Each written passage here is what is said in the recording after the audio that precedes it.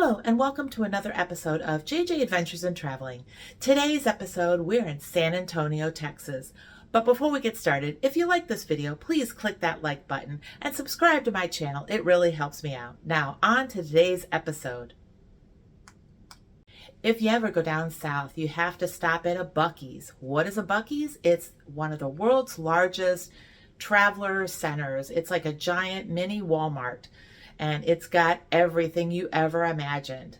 So you got to stop at Bucky's. And if you have a chance, meet Bucky. I did. It was a lot of fun.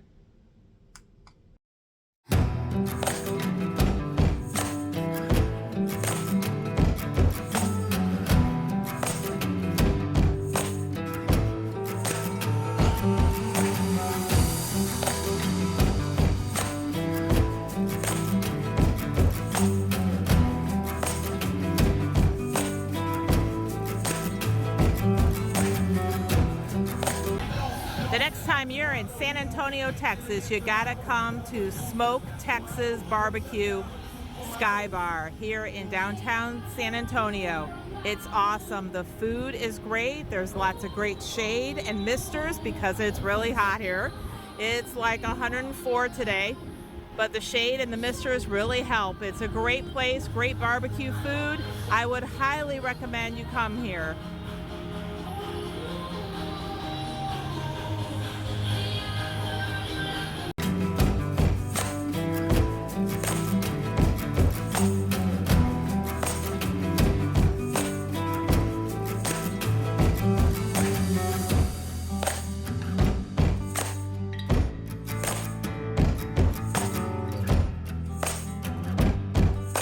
When you're in San Antonio, you have to go on the river walk and walk along there. There's lots of shops and restaurants, and you can even take a river cruise along there on the Go Rio River Cruise and see the sights through the river walk.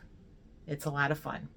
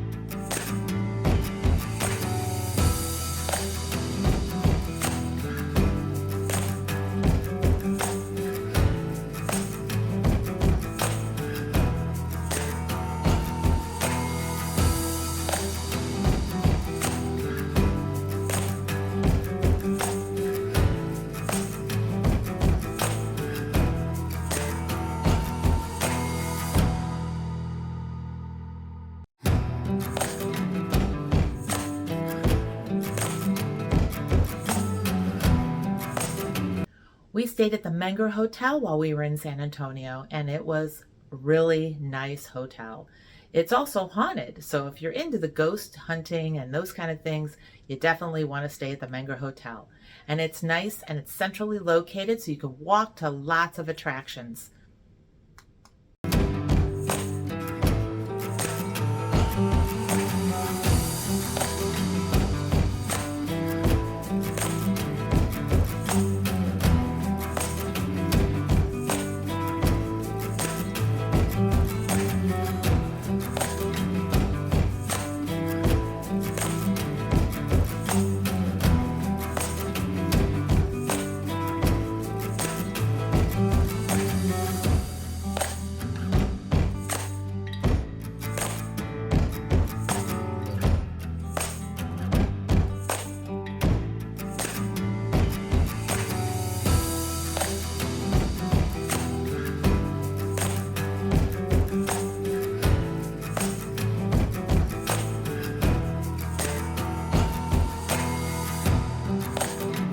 Have you ever wanted to stay in a haunted hotel that reminds you of The Shining? I'm here at the Menger Hotel in San Antonio, Texas. And don't these long corridors remind you of The Shining? I keep expecting to see Danny riding his big wheel up the hall, or even the twin girls. So if you'd like to stay here at this hotel, I'm staying here. It's a wonderful hotel, but it is haunted. If you'd like to stay here, please contact my travel agency and I can make your reservations for you.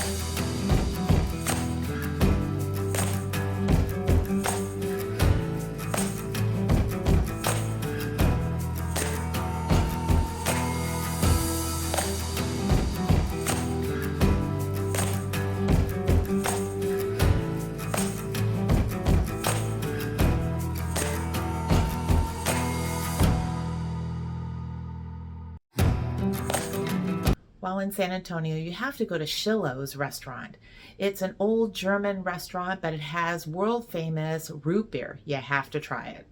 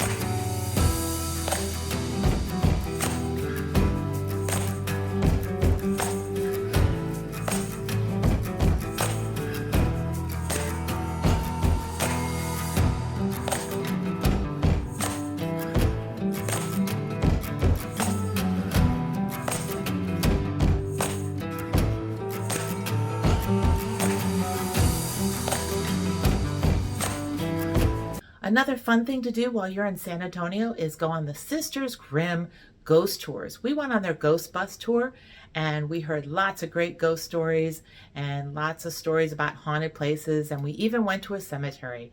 I would highly recommend the Sisters Grimm ghost tours if you're ever in San Antonio.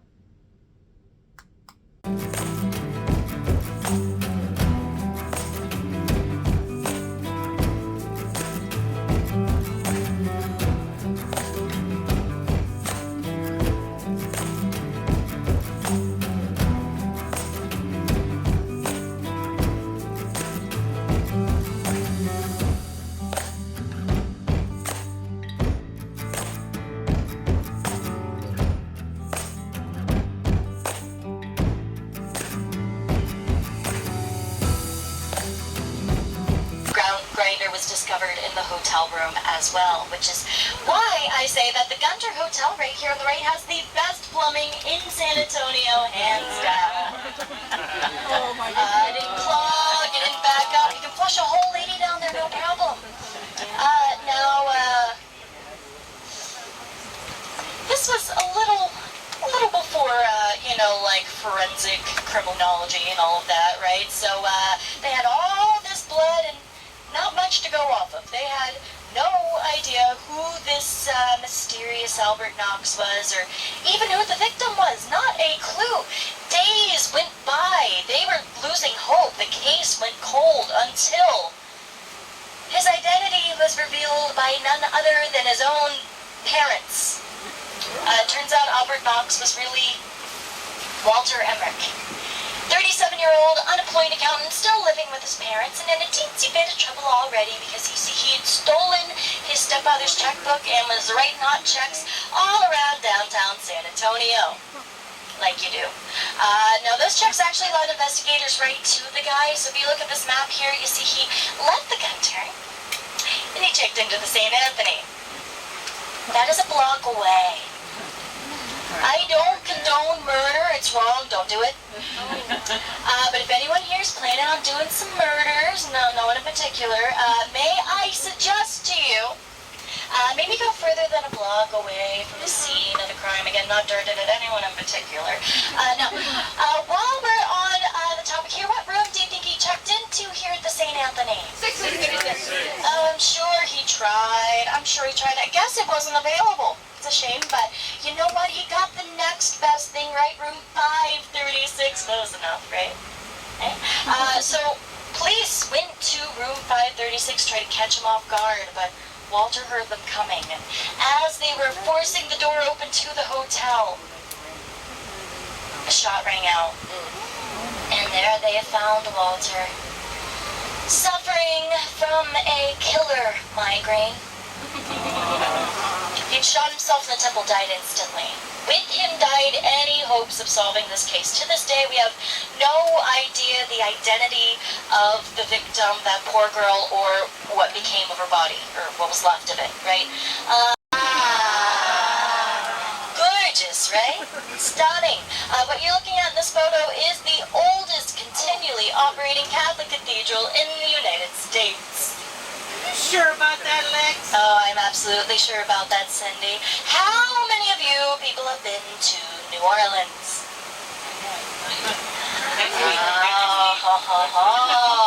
And I bet while you were there, and while you're there, you'll hear this too, that they have the oldest, the St. Louis, right? Yeah?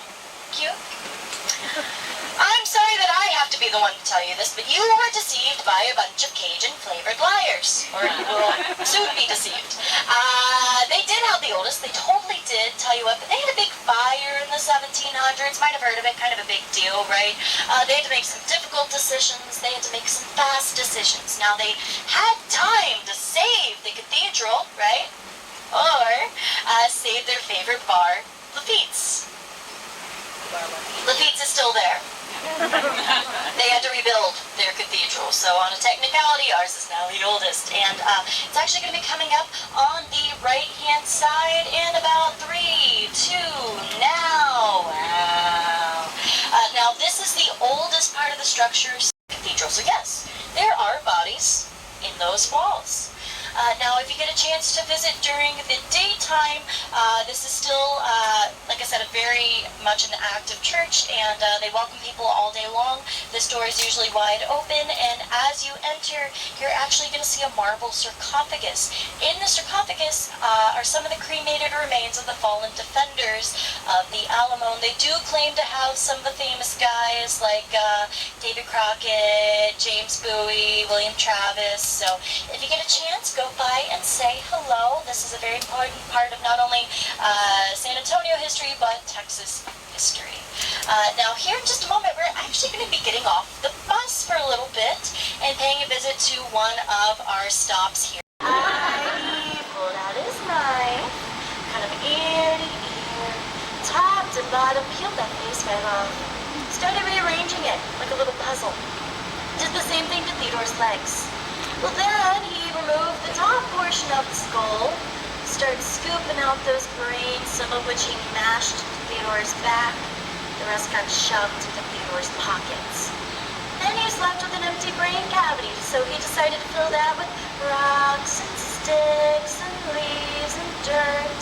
Closed it back up again, cut off both ears, and then his final touch on his sarcophagus.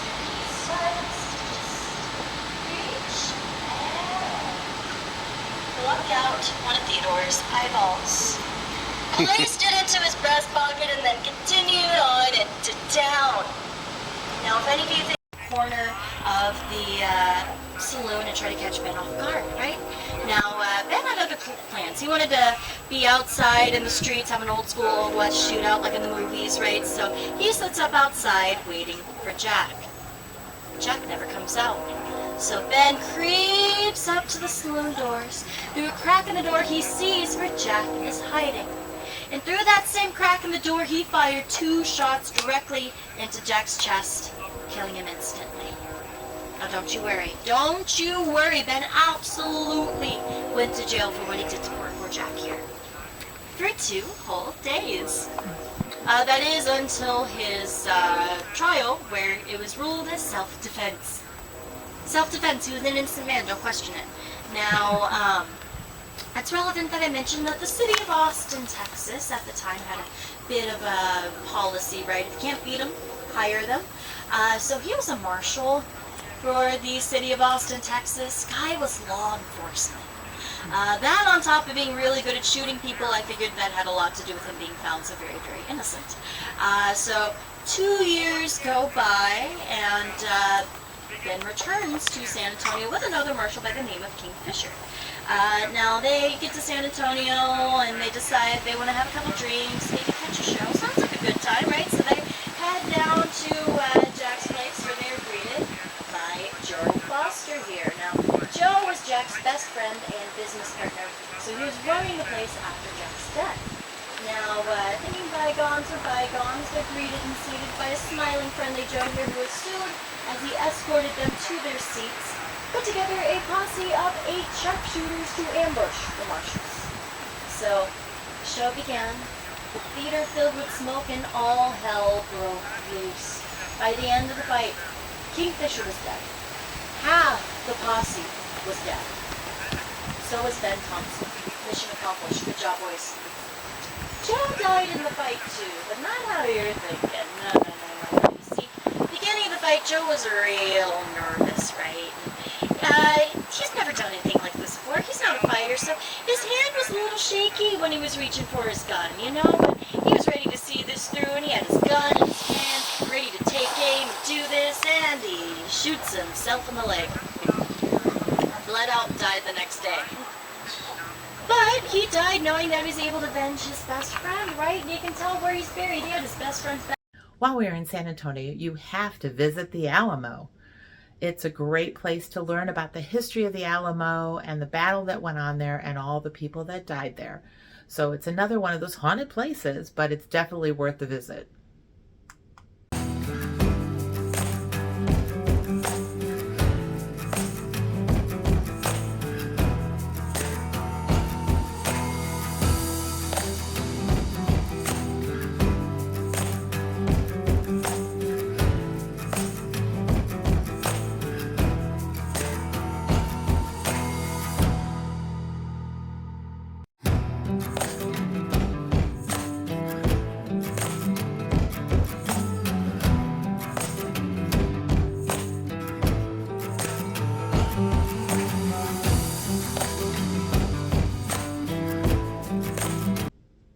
In San Antonio, you also have to go to the Buckhorn Saloon and Texas Ranger Museum. It's quite interesting and a lot of fun for the family.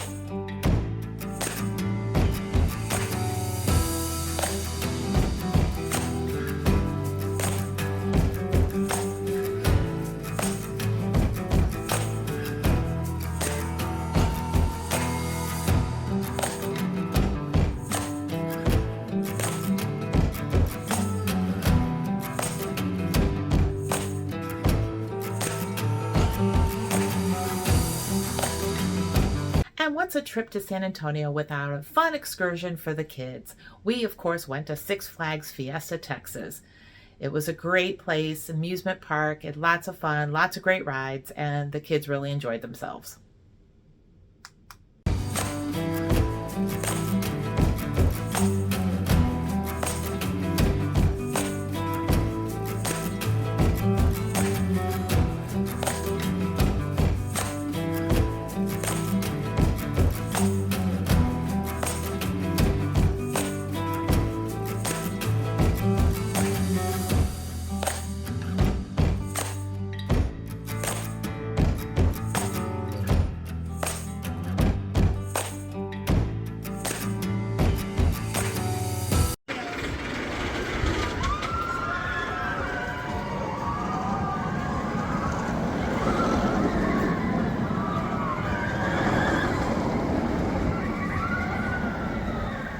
Well, I hope you enjoyed today's episode in San Antonio, Texas, and please stay tuned to my channel for more episodes. See you then!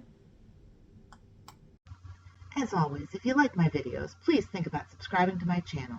Click the notification icon to get notified when I post new videos. Smash that like button on this video if it really helps my channel out. And if you have any comments on my video, please enter them below.